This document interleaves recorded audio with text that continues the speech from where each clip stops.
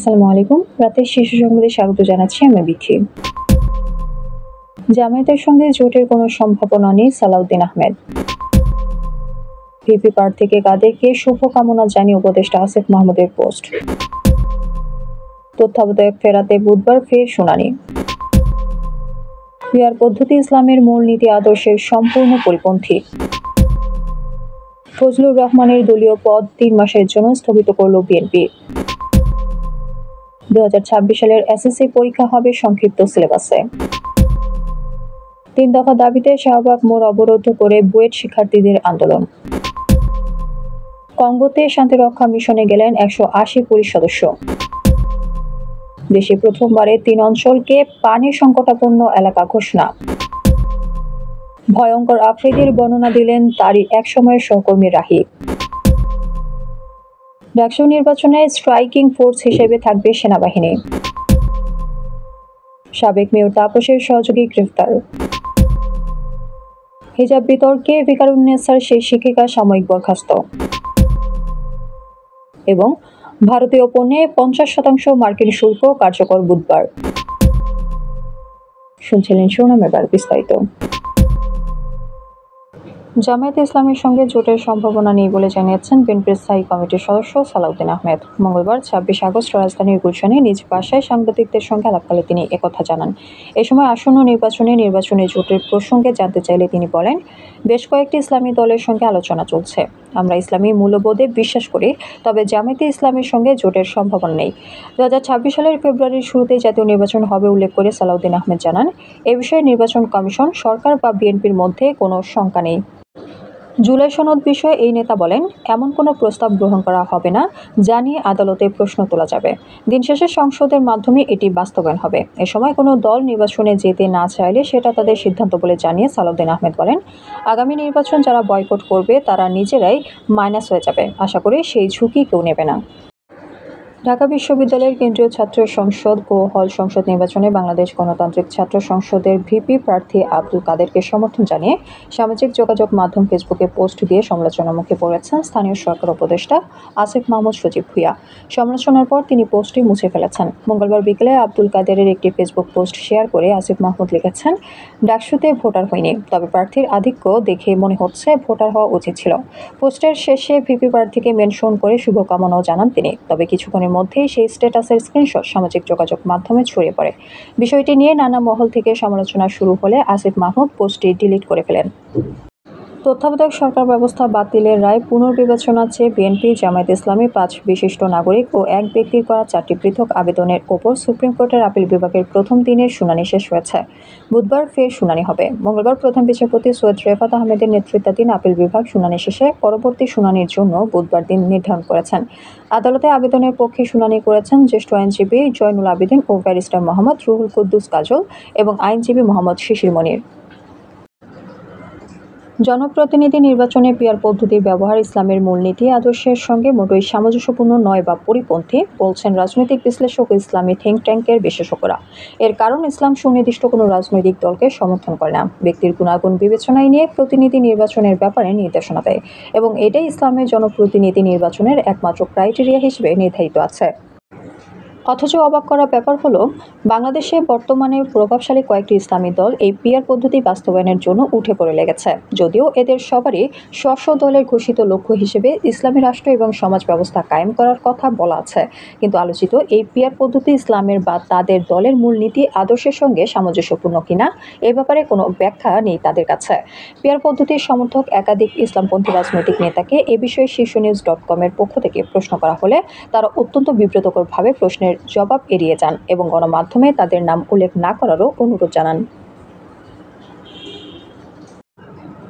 জুলাই গণ-অভ্যুত্থান নিয়ে ক্রমাগত কুরুচিপূর্ণ বিভ্রান্তকর বক্তব্যের অভিযোগে বিএনপি চেয়ারপারসনের উপদেষ্টা ফজলুর রহমানের দলীয় প্রাথমিক সদস্য পদ সহ সব পর্যায়ের পদ 3 মাসের জন্য স্থগিত করা হয়েছে। মঙ্গলবার বিএনপির একটি সূত্র বিষয়টি নিশ্চিত করেছে। গত 24 আগস্ট 2025 কারণ দর্শানো নোটিশ জারি করা হয়। আপনি কারণ দর্শানো নোটিশের লিখিত জবাব না দিয়ে সময় বর্ধিত করার জন্য আবেদন করেন। আপনার আবেদনের পরিপ্রেক্ষিতে গতকাল কারণ দর্শানো নোটিশের লিখিত জবাব প্রদানের জন্য পুনরায় 24 ঘণ্টার সময় বর্ধিত করা হয়। আপনি কারণ দর্শানো নোটিশের যে জবাব দিয়েছেন তা সন্তোষজনক নয়। এতে বলা হয়, তথাপিও বীর মুক্তিযোদ্ধা হিসেবে মুক্তিযুদ্ধে আপনার অবদান বিবেচনা করে কঠোর সাংগঠনিক ব্যবস্থা গ্রহণ না করে আপনার দলীয় প্রাথমিক সদস্য পদ সহ সব পর্যায়ের পদ 3 মাসের জন্য নির্দেশক্রমে স্থগিত করা হলো। 2026 সালের এসএসসি পরীক্ষার সিলেবাস প্রকাশ করেছে ঢাকা মাধ্যমিক ও উচ্চ মাধ্যমিক শিক্ষা বোর্ড। এতে নিয়মিত শিক্ষার্থীদের সংক্ষিপ্ত সিলেবাসে পরীক্ষা হবে বলে জানানো হয়। মঙ্গলবার বিকেলে বোর্ডের পরীক্ষা নিয়ন্ত্রক অধ্যাপক এস.এম. কামাল উদ্দিন হায়দার স্বাক্ষরিত এক নোটিশে তথ্য জানানো হয়। নোটিশে বলা হয়, 2026 সালে অনুষ্ঠিতব্য এসএসসি ও সমমান পরীক্ষা নিয়মিত পরীক্ষার্থীদের পরীক্ষা জাতীয় শিক্ষাক্রম ও পাঠ্যপুস্তক বোর্ড কর্তৃক প্রণীত ও প্রকাশিত পুনর্বিন্যাসকৃত সংক্ষিপ্ত পাঠ্যসূচি অনুযায়ী অনুষ্ঠিত হবে। এছাড়া যেসব শিক্ষার্থী 2026 সালের এসএসসি ও সমমান পরীক্ষায় অনিয়মিত পরীক্ষার্থী হিসেবে অংশগ্রহণ করবে, তারা 2025 সালের এসএসসি পরীক্ষার পাঠ্যসূচি অনুযায়ী পরীক্ষায় অংশগ্রহণ করবে।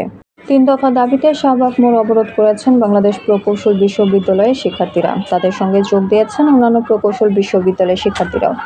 এতে রাজধানীর ব্যস্ততম এই এলাকায় যান চলাচলে অচলাবস্থা সৃষ্টি হয়েছে। মঙ্গলবার বিকেল 3:30টার দিকে বুয়েট শিক্ষার্থীরা শাহবাগ মোড় অবরোধ করেন।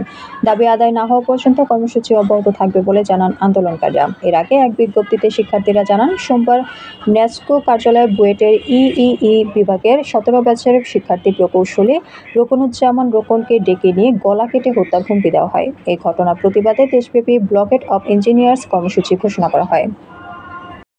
বাংলাদেশ পুলিশের একটি forward police unit democratic republic of কঙ্গোতে জাতিসংঘ শান্তিরক্ষা মিশনে যোগদানের উদ্দেশ্যে আজ মঙ্গলবার পৌনে 1টায় হজরত শাহজালাল আন্তর্জাতিক বিমানবন্দর ত্যাগ করেছেন।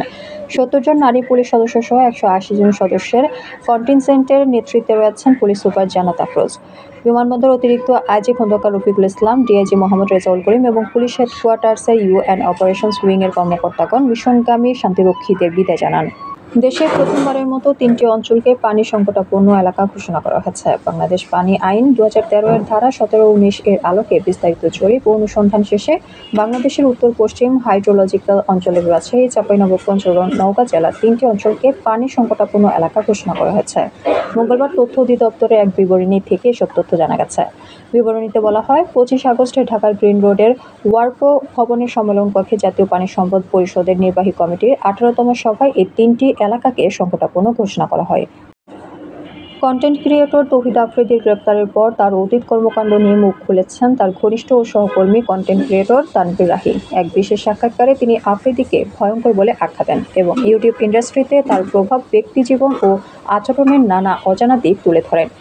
সম্প্রতি তানভীর রাহির একটি ভিডিও সামাজিক যোগাযোগ মাধ্যমে ভাইরাল হয়। সেখানে রাহি বলেন, ক্যামেরার সামনে আফ্রিদি একরকম হলেও ব্যক্তিজীবনে সম্পূর্ণ ভিন্ন মানুষ। ক্যামেরার বাইরে সে ভয়ঙ্কর একজন লোক। ঢাকা বিশ্ববিদ্যালয়ের কেন্দ্রীয় ছাত্র সংসদ ও হল সংসদ নির্বাচনে স্ট্রাইকিং ফোর্স হিসেবে ক্যাম্পাসের 7টি প্রবেশমুখে সেনাবাহিনী অবস্থান করবে। প্রয়োজন অনুযায়ী সেনাবাহিনী ক্যাম্পাসে প্রবেশ করবে এবং ভোট শেষে ফলাফল প্রকাশ না হওয়া পর্যন্ত ভোটকেন্দ্র সেনা সদস্যরা কর্ডন করে রাখবেন। ভোট গণনার সময় সংশ্লিষ্ট ব্যক্তি ছাড়া অন্য কারো প্রবেশের সুযোগ থাকবে না। মঙ্গলবার দুপুরে ডাকসু ও হল সংসদ নির্বাচন কমিশনার সূত্রে এই তথ্য জানা যায়।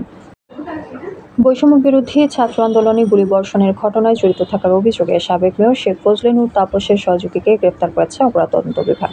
মঙ্গলবার সিআইডি বিশেষ পুলিশ সুপার জসিমউদ্দিন খান এই তথ্য জানান। গ্রেপ্তারকৃত নাম মোস্তাফিজুর রহমান টুটু, পিতার নাম মৃত গোলাম মহিউদ্দিন।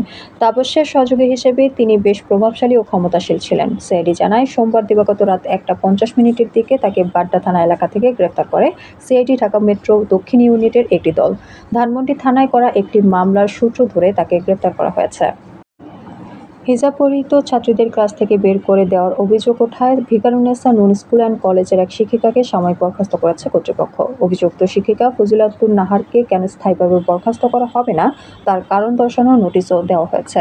মঙ্গলবার স্কুল কর্তৃপক্ষের পক্ষ থেকে জারি করা এক বিজ্ঞপ্তিতে এই সিদ্ধান্তের কথা জানানো হয়। এতে বলা হয়, ভিকারুন্নেসা নূন স্কুল অ্যান্ড কলেজের বসুন্ধরা শাখার প্রভাতী শাখার 6ষ্ঠ শ্রেণীর 22 জন শিক্ষার্থীকে হিজাব পরার কারণে ক্লাস থেকে বের করে দেওয়ার অভিযোগের প্রেক্ষিতে এই ব্যবস্থা নেওয়া হয়েছে। যুক্তরাষ্ট্র সরকার ভারত থেকে আমদানি করা পণ্যের ওপর প্রেসিডেন্ট ডোনাল্ড ট্রাম্প আরোপিত অতিরিক্ত 25% শুল্ক কার্যকর করার প্রস্তুতি নিচ্ছে। এই শুল্ক আগামী 27 আগস্ট থেকে কার্যকর হবে। মঙ্গলবার যুক্তরাষ্ট্রের স্বরাষ্ট্র নিরাপত্তা বিভাগ এ বিষয়ে একটি বিজ্ঞপ্তি প্রকাশ করেছে, যা বুধবার সরকারি রেজিস্ট্রারে প্রকাশিত হবে বলে জানানো হয়েছে। এতে ভারতের ওপর মার্কিন শুল্কের হার দাঁড়াবে 50%। ট্রাম্প প্রশাসনের দাবি, যেসব দেশ রাশিয়ার সঙ্গে বাণিজ্যিক সম্পর্ক রেখেছে তাদের ওপর চাপ প্রয়োগ করাটাই হলো এই সিদ্ধান্তের মূল লক্ষ্য। আমাদের আগামীকাল দুপুরের সংবাদ দেখার আমন্ত্রণ জানিয়ে এখনকার মতো বিদায় নিচ্ছি। দর্শক, ভিডিওটি শেষ পর্যন্ত দেখার জন্য আপনাকে অসংখ্য ধন্যবাদ। নিত্য নতুন সংবাদ পেতে আমাদের ইউটিউব চ্যানেল সাবস্ক্রাইব করুন ও নিয়মিত নোটিফিকেশন পেতে বেল বাটনে ক্লিক করুন এবং আমাদের ফেসবুক পেজটি লাইক করুন। এছাড়াও আমাদের ভিডিওতে লাইক দিয়ে শেয়ার করুন। আল্লাহ হাফেজ।